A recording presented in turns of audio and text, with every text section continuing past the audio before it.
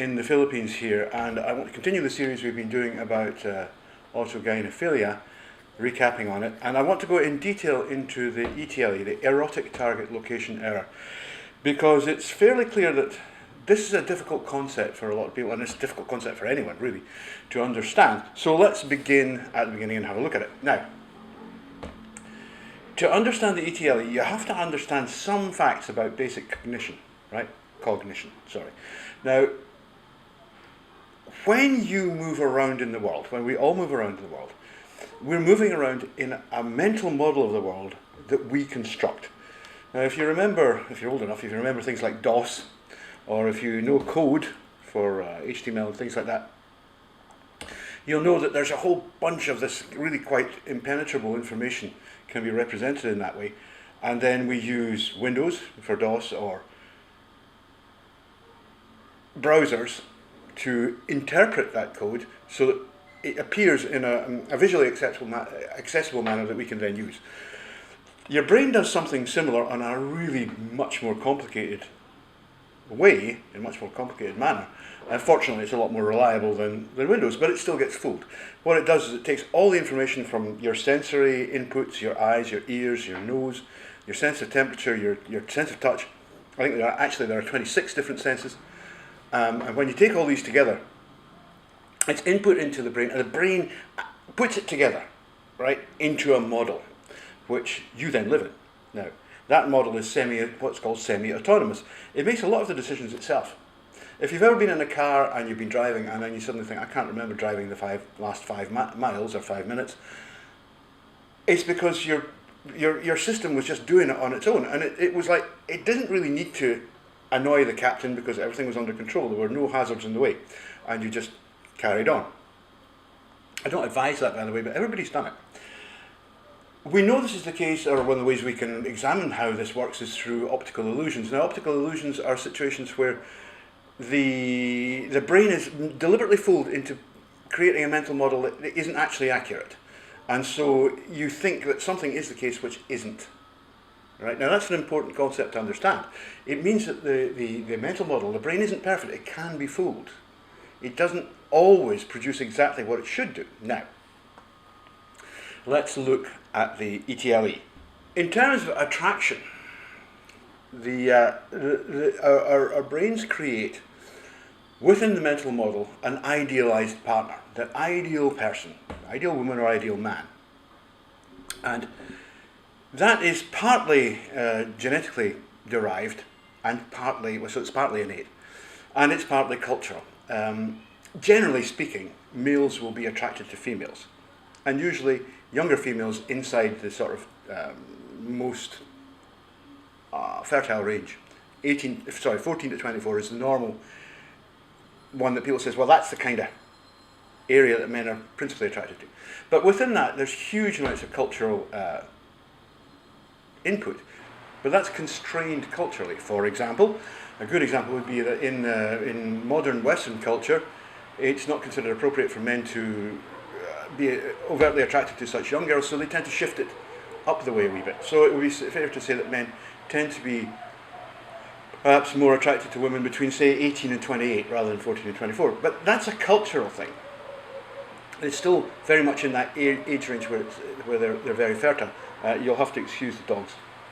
I can't do anything about it. So the next thing to look at is the nature of that model that we create. It's something that we create, and it's like our ideal partner, the one that we want to be with. And that's how, for example, that's how love at first sight actually works. Now, love at first sight can be an extremely powerful emotion. Don't kid yourself that it isn't.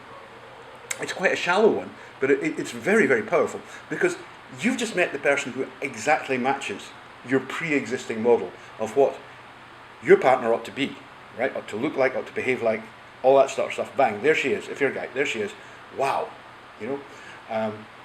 And this model, by the way, it changes through your life. You know, you're not attracted to exactly the same kind of presentation at the age of, say, 15 or 14 as you would be at the age of 30 or 35, for example. It's modified both by culture and by your contact with people and by your relationships with women.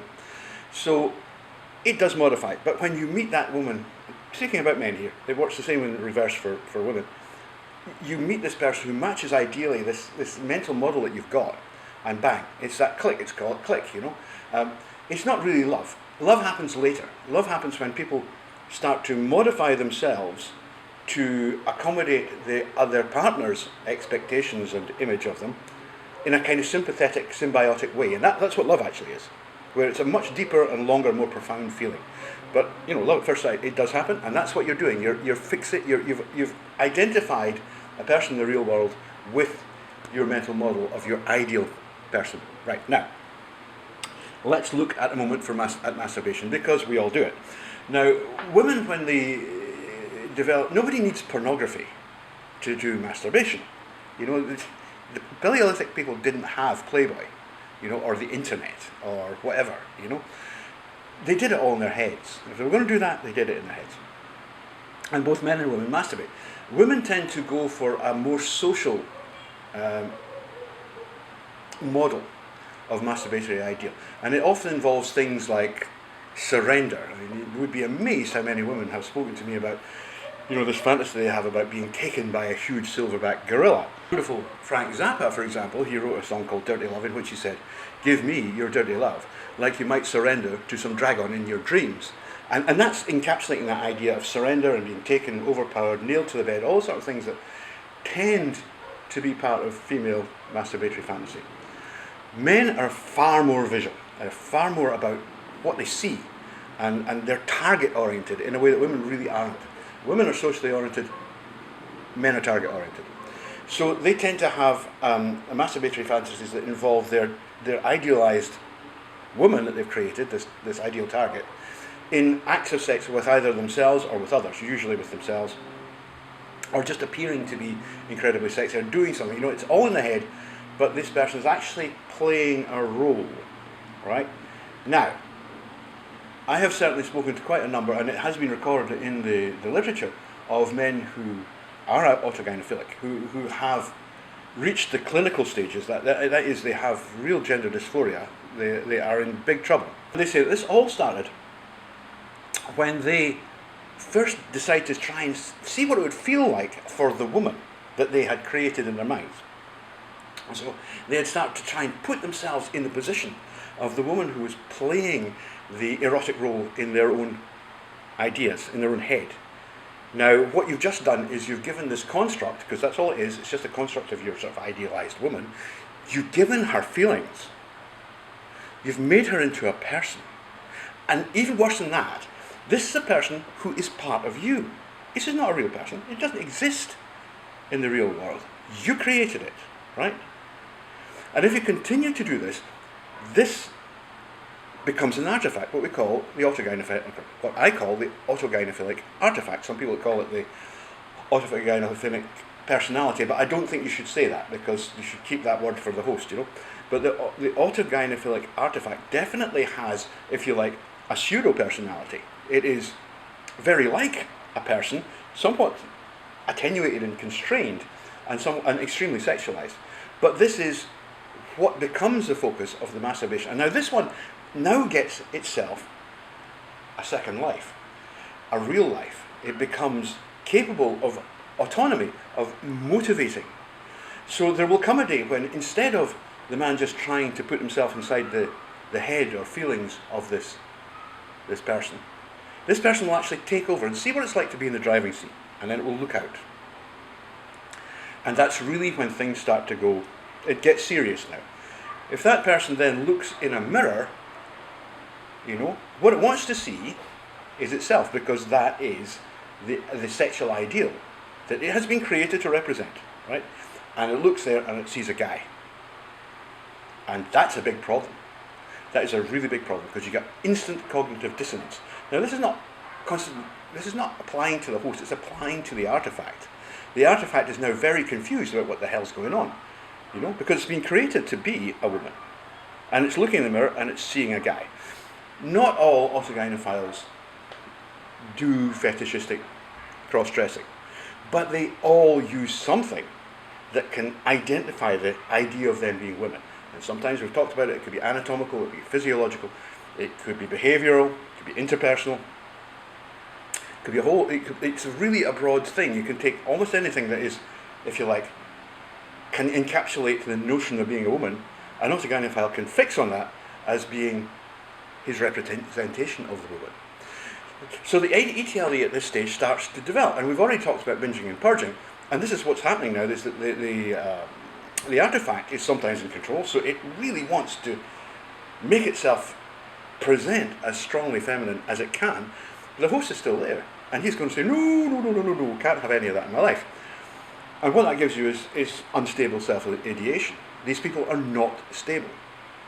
No non-homosexual individual, for any reason, should ever undergo surgical transition. It should never happen, because they will change their mind. At some stage in the future, there will be a change. Now, this is not HSTS. We're not talking about true transsexuals here. We're not talking about sexual inverts. They're completely different. We're talking about people with autogynephilia here. People who have an ETLE, that is, a misplaced location for their sexual or erotic target. Most people, and this includes HSTS, have an erotic target that's outside the self. It's not. Yes, we do map our idealized woman onto that person, but that person then modifies it, because she's real. She's a real person. Sam is a real person. Your girlfriend is a real person. But if you're an autogynephile rather, that's not a real person. It's something you made up. So the whole thing has scope to go right out of control, because obviously it has no self-awareness. It has no understanding of the damage it can do, because it's just an artifact. It's just you playing a role.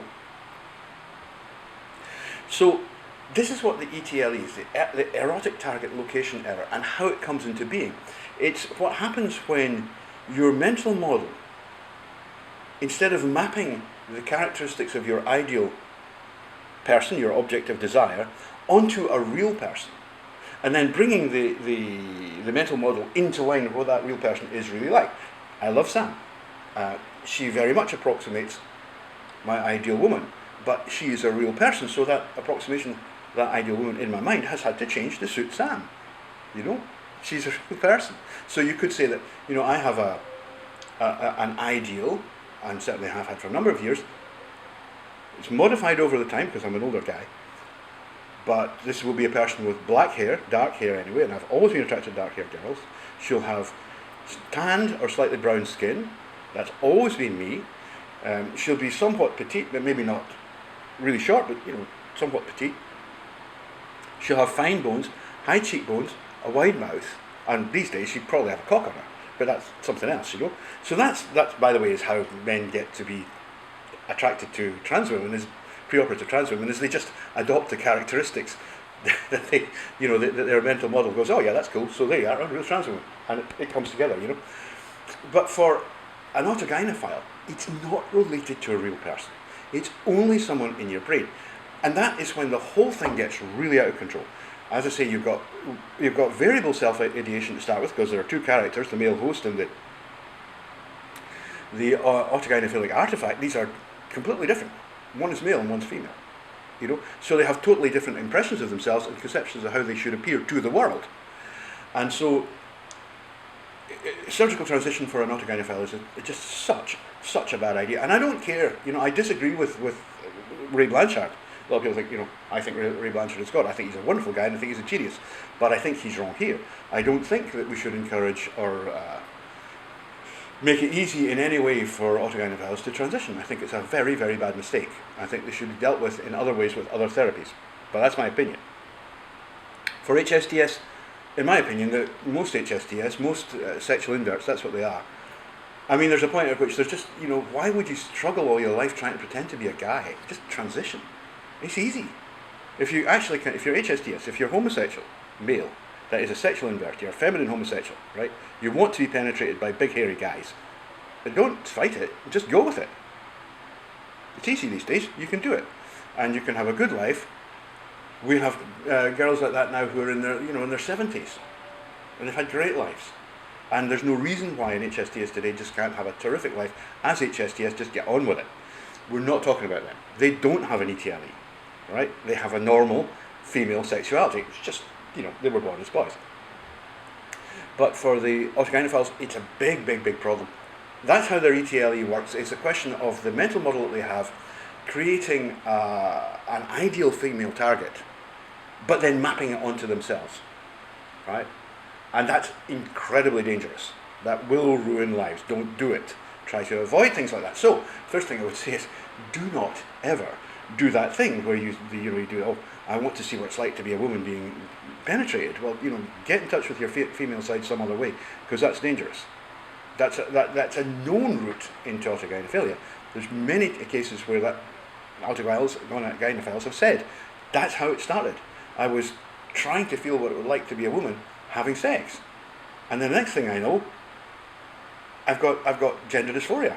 I'm buying clothes. I'm doing whatever it is, whichever particular trigger they have, and there's a whole range. It's become an obsession, and it's when it becomes the obsession, that's when really it ruins lives. And it's one thing to say to an autogynephile who's 50, and there I would say, look, don't have surgery. Try and retain some kind of brain. Don't have surgery, but by all means transition. Do it socially, even do it hormonally. Don't go too extreme, but modify yourself hormonally. This is what happens in Asia. You get lots of AGPs who transition at the age of 15, 16, whenever they leave school, and they're allowed to. But the time they're 35, they lose their looks, they just, enough of that. And they go and get married and have kids. And I know autogynephilic trans women here who have kids, and they're still autogynephilic trans women. They still look like women. So it's not, what I'm saying here is that it's not, I don't have a problem. If you want to be a guy who dresses as a woman, why the hell would I care?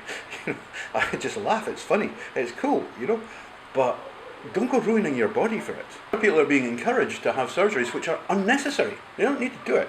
And you go on YouTube or online and you'll see clinics saying, oh, well, you're going to have a 7-year second puberty and da-da-da, and you can't tell what you're going to be like at the end of 7 years of your life. At the end of which, your body will be completely mutilated. And I'm saying, think about it, for goodness sake. If you're not HSDS, don't do it. Just don't do it. Satisfy this thing in some other way. And the fact is, people do come to Southeast Asia. You see them acting in cabarets. You see them competing in pageants. You see them being comedy stars. And Vice Ganda, it's a classic case. They're dealing with their AGP without having bits of them lopped off. That's what I'm saying. Now, as regards the ETLE, to go back to that, Blanchard made a terrific discovery with this. I mean, it has explained so many different paraphilias and different non-standard sexualities, if you like. We think that maybe furries have an ETLE, especially if they're involved in sexual activity as furries. But the most important group, other than autogynephiles, who have an ETLE are hypermasculine, pederastic homosexual males, right? Now these are the guys that Benedict Friedlander wrote about. These are men who are attracted to masculinity. And the question then is, why? Because they don't have female sexuality. They are absolutely repulsed by everything feminine, including femininity in themselves. It's a big deal for them. So, how is this happening? A sexual invert is easy to understand. It's a boy who's born with female sexuality, and as he grows up, it comes out. He's a girl, sexually. But the Friedlander type are not like that. They're hypermasculine males, and they never feminize. They actually are often misogynistic, and they really hate the appearance of femininity in themselves or others. And what's happened here is, this is an ETLE. What happens is that in their early masturbation sessions, right, they focus so completely on their own bodies as young boys that becomes their target, right? And so after that, they're always sexually fixated on masculinity, on youthfully masculine bodies, and just look around the gay scene, and that's what it's all about. The dominant form in the West in the new gay man is this pederastic, so-called, they call themselves, or Mike Bailey calls them egalitarian, but they're not really. They're essentially pederastic. Pederasty in the Dover model, it's called the Dover model, that's from Sir Kenneth Dover, who described it in Greece, or the Greek model of it, always has a difference between the two parties. In Greece it was usually age and rank. You would have an older nobleman or an older wealthy man and a boy. That was fine. Or you might have closer in ages, but significant difference in social rank. That was all right. In England, which is a hotbed of pederasty, you would find that it was normally the same. It was a difference in age or of rank. Yeah, Oscar Wilde, now it's often said Oscar Wilde was prosecuted for being gay. He wasn't. He was prosecuted under a thing called the Buggery Act, and that existed. It didn't have anything to say about male-male relationships. It had something to say about men penetrating other males. Now, at the time that he was arrested and tried, this act was basically in disuse. It had been in disuse for almost a century. There have been weird stories circulating on the internet about how in England they were still hanging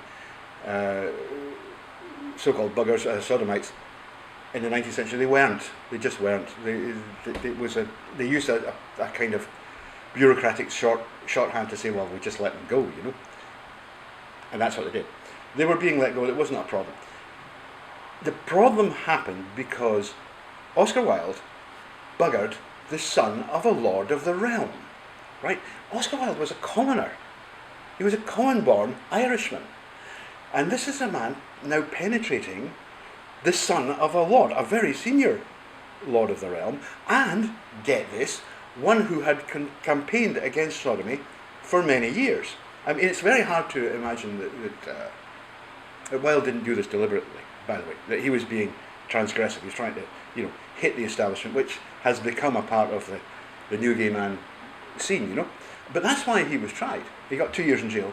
And the reason was he had disrespected the normal class differences that would exist in a relationship between these two males, which would allow them to be, overlooked by society.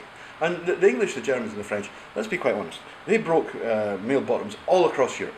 And they did it because the people that they were having sex with, the boys were having sex with, spoke a different language. That's simple. That was enough of a difference for it to be, hey, that's okay. And then when Paris and Berlin became close to them, they went to Naples, and when Naples became close to them, they went to Tangiers. And it's all the same damn thing. But what's happening here is that these men have got a fixation on the physicality of a boy at the age at which they themselves were first introduced to sexual behaviour. Now, that wasn't always through penetration. Sometimes it was through mutual masturbation. Lots and lots of boys have masturbation sessions together. It's actually quite normal. And girls do this too. But sometimes a false connection is made, and that suddenly there's this connection is made with the body, either of the person who first introduces the younger person to sex, which would be an older man, or the person himself, as a younger man, being introduced to sex. And this can happen simply with masturbation.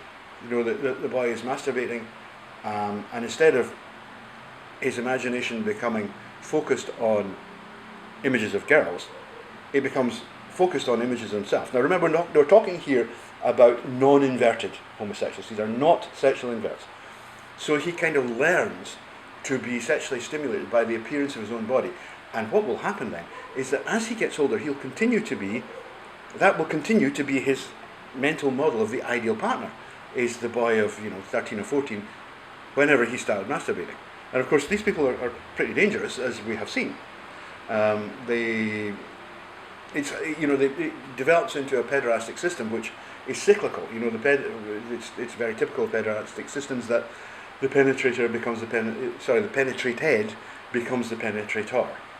And it keeps going by generation like this. It's not innate. It's not innate in the way that sexual inversion is, but it is.